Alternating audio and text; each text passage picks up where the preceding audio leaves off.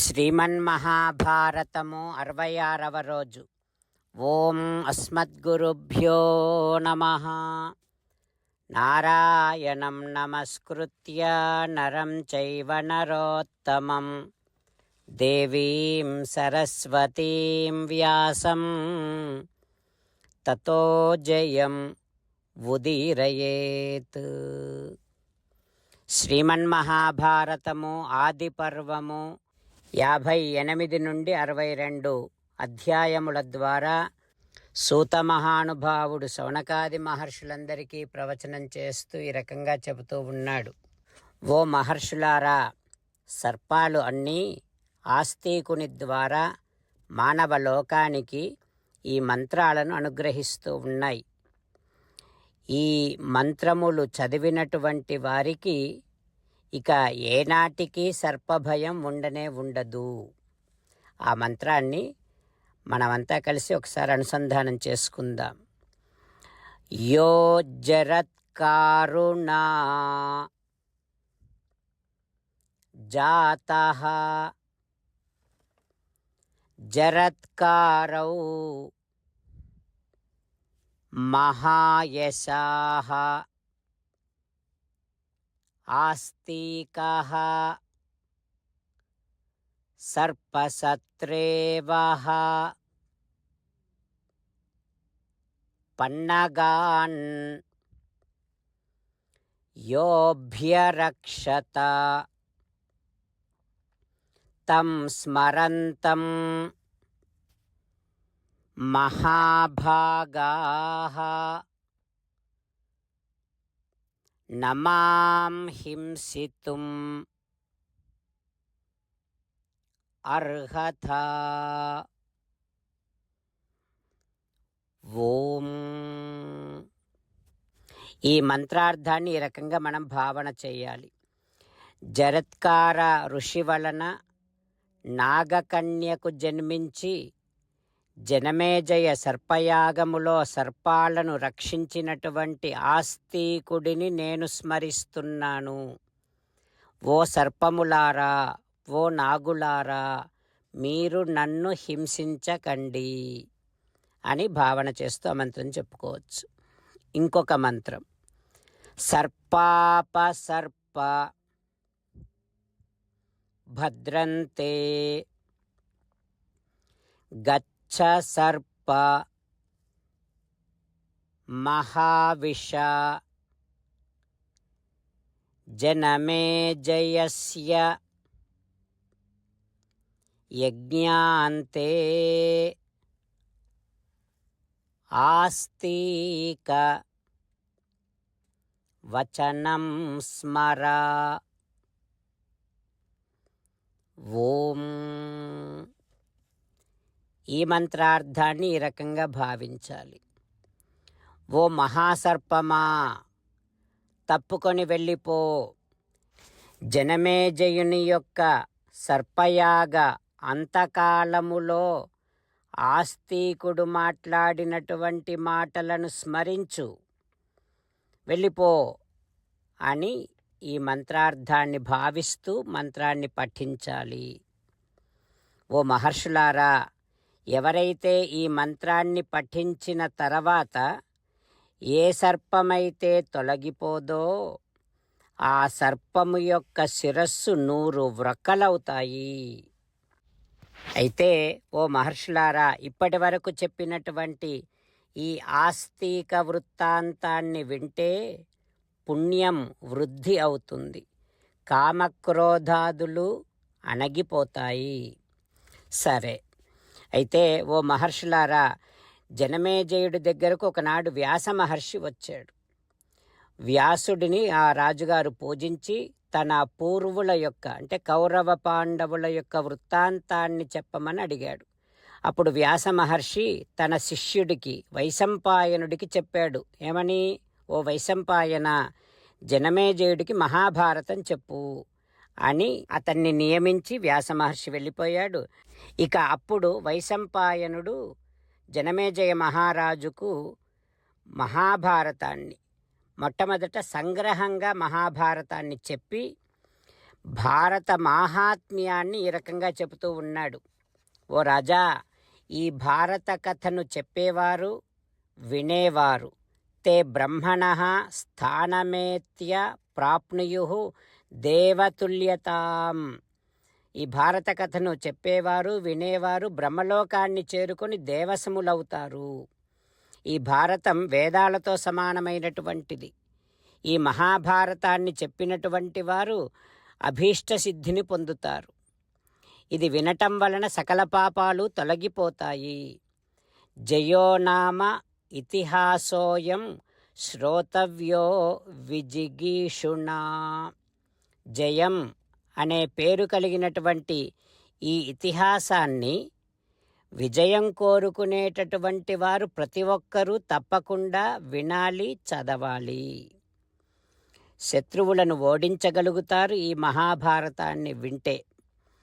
ఈ మహాభారతాన్ని వినటం వలన సంతానాన్ని పొందుతారు.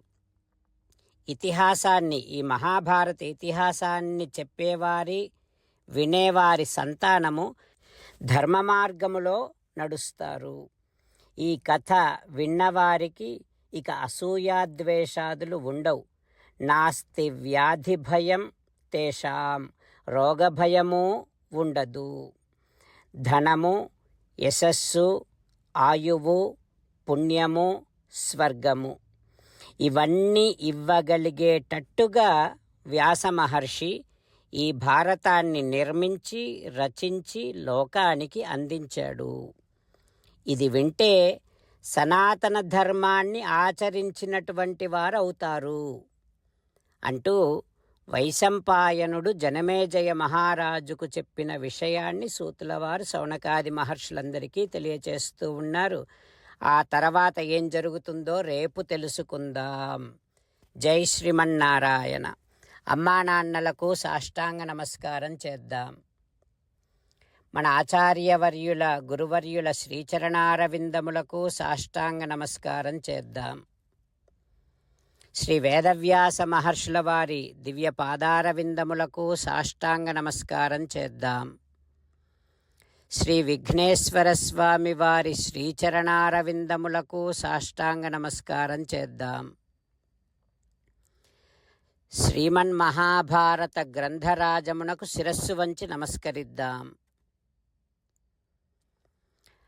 శ్రీకృష్ణ భగవానుని శ్రీచరణారవిందములకు సాష్టాంగ నమస్కారం చేద్దాం.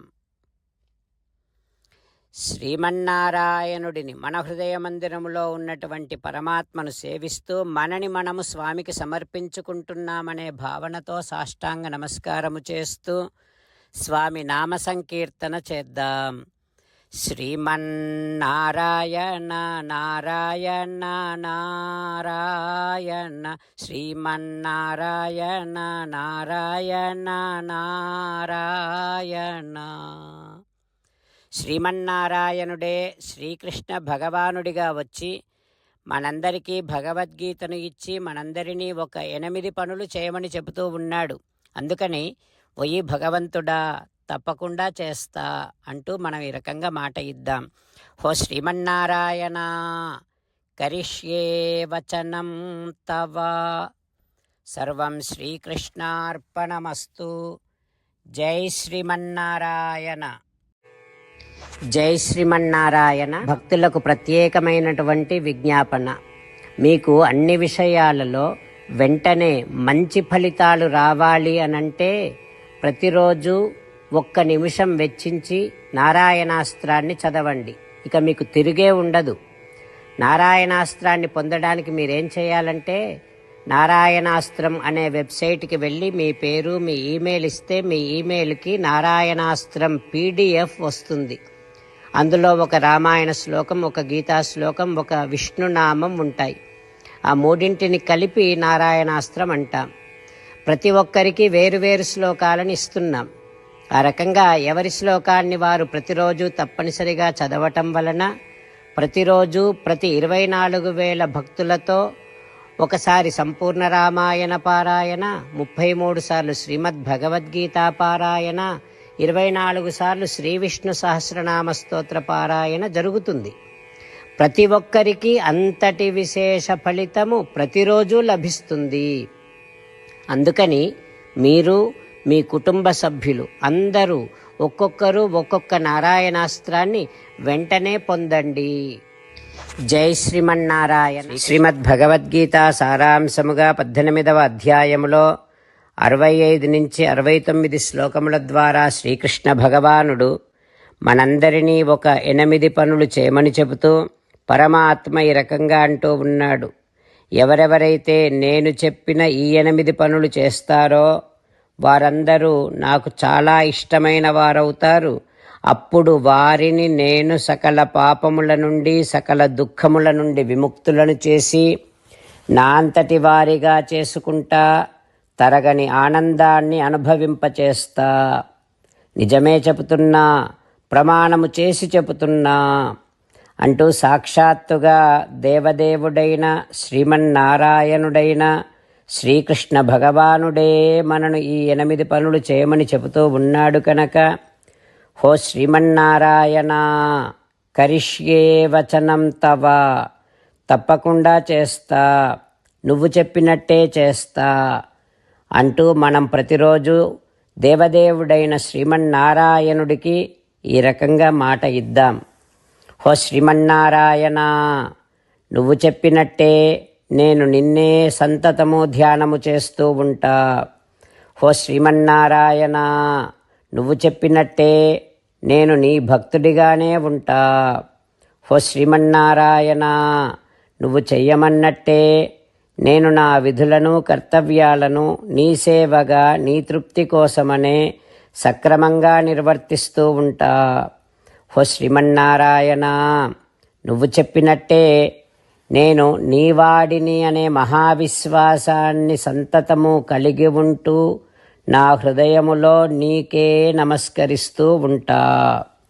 హో శ్రీమన్నారాయణ, మామేకం శరణం వ్రజ, నన్నొక్కడిని మాత్రమే శరణు వేడుకో అని నువ్వే అన్నావు కనుక నేను నిన్ను ఒక్కడిని మాత్రమే శరణు వేడుకుంటా.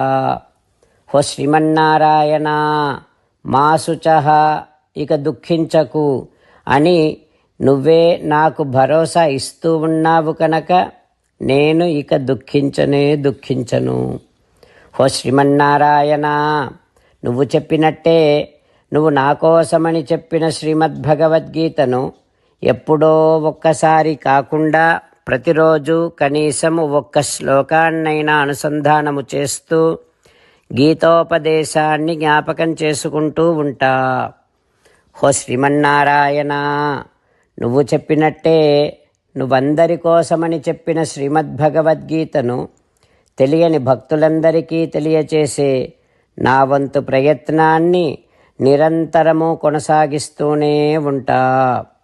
హో శ్రీమన్నారాయణ, నేను నువ్వు చెప్పినట్టే చేస్తా, నీకు నచ్చినట్టే ప్రవర్తిస్తా, నీకోసమే పని చేస్తూ ఉంటా. కరిష్యే వచనం తవ. సర్వం శ్రీకృష్ణార్పణమస్తు. జై శ్రీమన్నారాయణ.